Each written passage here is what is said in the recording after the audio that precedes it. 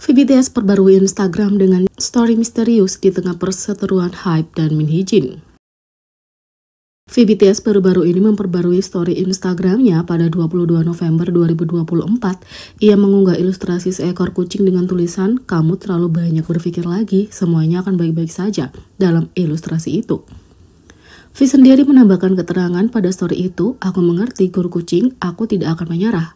Story itu muncul saat namanya disebut dalam berita perseteruan antara Min Hee Jin dan Hype. Meski V tidak menyebutkan secara langsung, banyak yang merasa bahwa ia hanya menyinggungnya.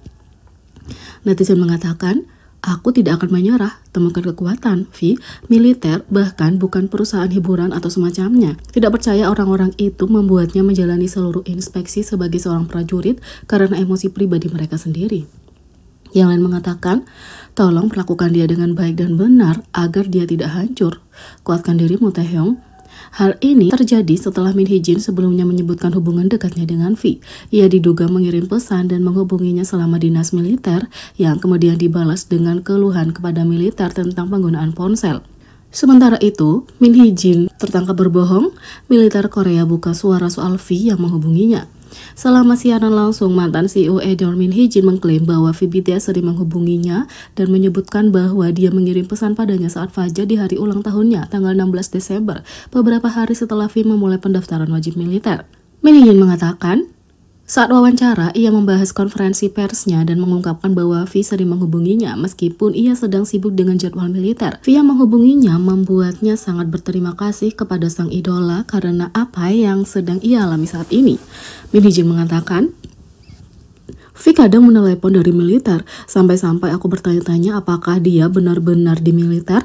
Dia baik-baik saja di sana, dan dia selalu menjadi anak yang cerdas. Kami berbicara secara informal satu sama lain. Dia benar-benar sangat cerdas dan suka bermain. Meskipun aku sedang mengalami masa-masa sulit, dia masih mengatakan hal-hal seperti 'kamu baik-baik saja kan?' dengan polos. Dia juga mengatakan bahwa dia merasa agak tidak yakin kapan harus menghubunginya, dan dia bahkan mengirimi saya pesan teks saat Fajar di hari ulang tahunku," kata Min Hee Jin.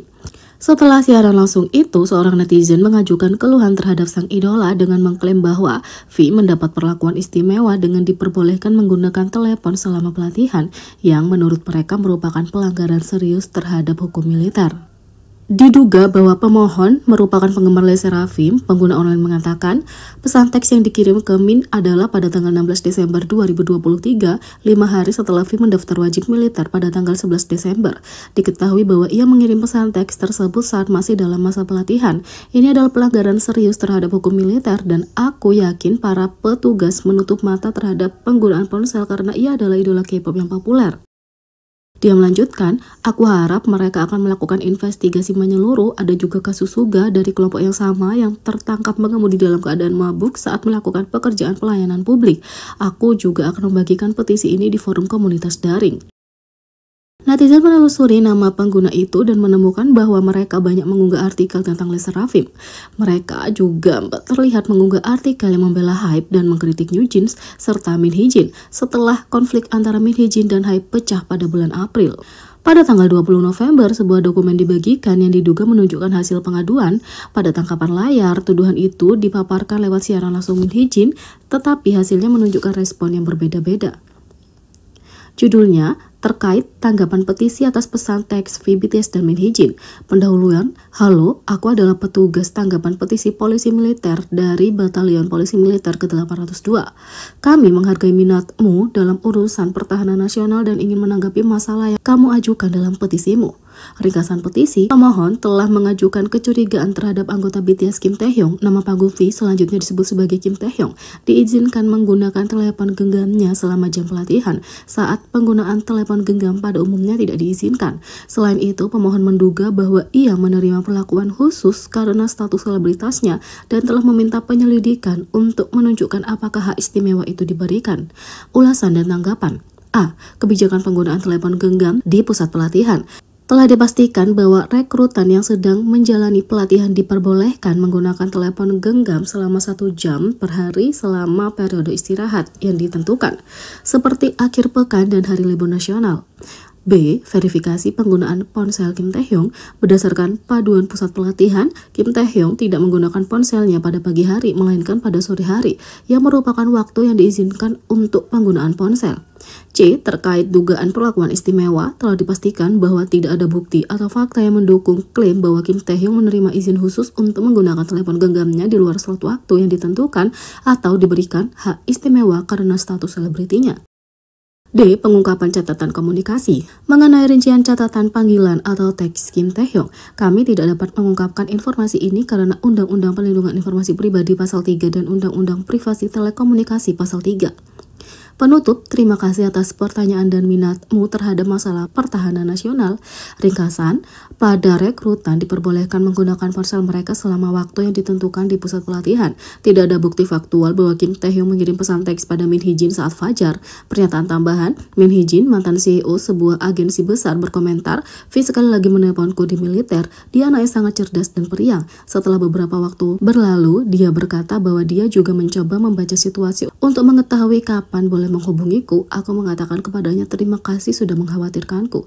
Dia juga menyebutkan pada hari ulang tahunku, dia bahkan mengirimiku pesan singkat saat fajar untuk mengatakan selamat ulang tahun. Itu membuatku berpikir bahwa dia benar-benar orang yang baik dan tulus. Aku sangat bersyukur. Pernyataan dari militer.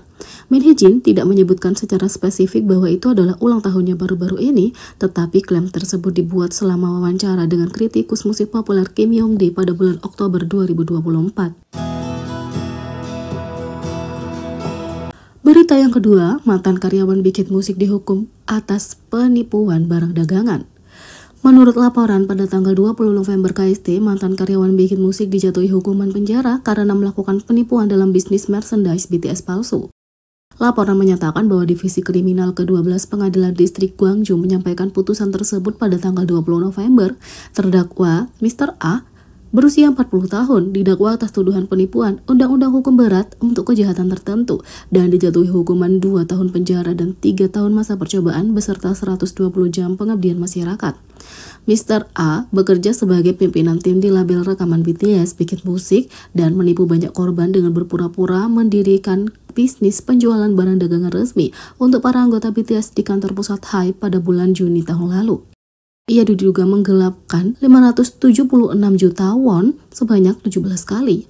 Menurut penggugat, Mr. A menipu mereka dengan mengklaim bahwa para anggota BTS akan memulai aktivitas solo mereka sebelum wajib militer, dan Big Hit Music menerima investasi untuk barang dagangan yang akan diberikan kepada penggemar mereka. Kalau kamu meminjamkan aku uang, aku akan membayar kamu kembali pokoknya dan juga sebagian keuntungannya.